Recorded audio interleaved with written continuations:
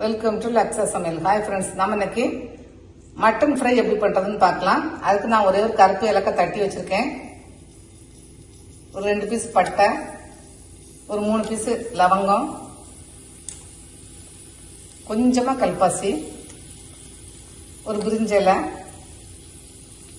ஜாதிக்காய் கொஞ்சமா தட்டி வச்சிருக்கேன். இதுல நம்ம பாதி போட்டா போதும். போட்டு இப்போ அது நல்லா ஃப்ரை ஆகட்டும். இப்போ நல்லா பொரிஞ்சிருச்சு. இப்போ நான் இதுல ஒரு 100 சாம்பார் வெங்காயமும் 50 கிராம் பெரிய வெங்காயமும் கட் பண்ணி வச்சிருக்கேன். அதை நம்ம சேர்த்துக்கலாம். சேர்த்து நல்லா வதக்கணும். இப்போ நம்ம வெங்காயம் இந்த அளவுக்கு வதங்கணும். நல்லா ப்ரௌன் ஷேடாக வந்துருக்கு பார்த்தீங்கன்னா, இந்த அளவுக்கு வதங்கினாதான் ஃப்ரை நல்லா இருக்கும். இப்போ நம்ம ஒரு ஸ்பூன் இஞ்சி பூண்டு பேஸ்ட் சேர்த்து இந்த பச்சை வாசனை போக வரைக்கும் நல்லா வதக்கணும். இப்போ நம்ம இஞ்சி பூண்டு பேஸ்ட் நல்லா பச்சை வாசனை போயிடுச்சு. நான் இதில் ஒரு தக்காளி, ஒரு பச்சை மிளகாய், கொஞ்சம் கருவேப்பிலை. நான் தக்காளி இதில் பெரிய தக்காளி தான் எடுத்திருக்கேன். நம்ம அதையும் சேர்த்துக்கலாம். சேர்த்துட்டு இதுவும் நல்லா வதங்கட்டும்.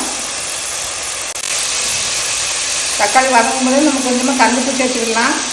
அப்புறம் பார்த்தோம்னா நம்ம பார்த்து போட்டுக்கலாம். இப்போ நம்ம கொஞ்சமாக மஞ்சள் தூள் சேர்த்துக்கலாம். இப்போ நம்ம தக்காளி நல்லா வதங்கிருச்சு. நான் இதில் ஒரு 2.5 டீஸ்பூன் குழம்பு மிளகாத்தூள். நீங்கள் காரம் கம்மியாக வேணால் கொஞ்சம் குறைச்சிக்கோங்க.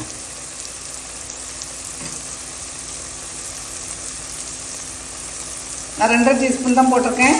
போட்டு நல்லா கொஞ்சம் நல்லா ஃப்ரை பண்ணிக்கலாம். அந்த மசாலாவை சேர்த்து கொஞ்சம் அப்போ தான் கலர் வரும். இப்போ நம்ம ஒரு 600 கிராம் கறி வச்சுருக்கேன். நான் போன்லெஸ் தான் அன்றைக்கி எடுத்துருக்கேன். நீங்கள் போனோட இருந்தாலும் பரவாயில்ல. போட்டு நல்லா ஒரு 2-3 நிமிஷம் நல்லா வதக்கிடுங்க. இப்போ 3 நிமிஷம் நல்லா வதங்கியாச்சு. கறியிலேருந்து நிறைய தண்ணி விடுது. நீங்கள் அதை பொறுத்து நீங்கள் தண்ணி ஊற்றிக்கோங்க. நான் ஒரு 1/2 டம்ளர் தான் ஊற்றுறேன். ஏன்னா கறியில் நிறைய தண்ணி இருக்குது. இந்த மாதிரி மூழ்கிற அளவுக்கு இருக்கணும். பாருங்க, இந்த மூழ்கிற அளவுக்கு ஊற்றி நீங்கள் ஒரு விசில் போட்டு ஒரு 9 to 10 நிமிஷம் வைங்க. இல்லை ஆஸ் யூஷுவல் நீங்கள் கறி எந்த அளவுக்கு வேக வைப்பீங்களோ அந்த மாதிரி வைங்க. நான் ஒரு விசில் வந்தப்பறம் சிம் பண்ணி 9 நிமிஷம் வைப்பேன். இப்போ நம்ம அந்த மாதிரி பண்ணிடலாம். இப்போ நம்ம மட்டனை நம்ம திறந்து பார்த்துடலாம்.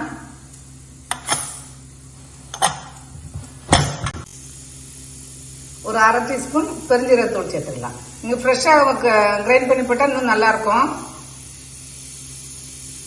இப்போ நம்ம நல்லா அடுப்பை ஏற்றிட்டு நல்லா ஹை ஃப்ளேமில் வச்சு நல்லா இந்த தண்ணி எல்லாம் குறைய வரைக்கும் நம்ம ஃப்ரை பண்ணிக்கலாம்.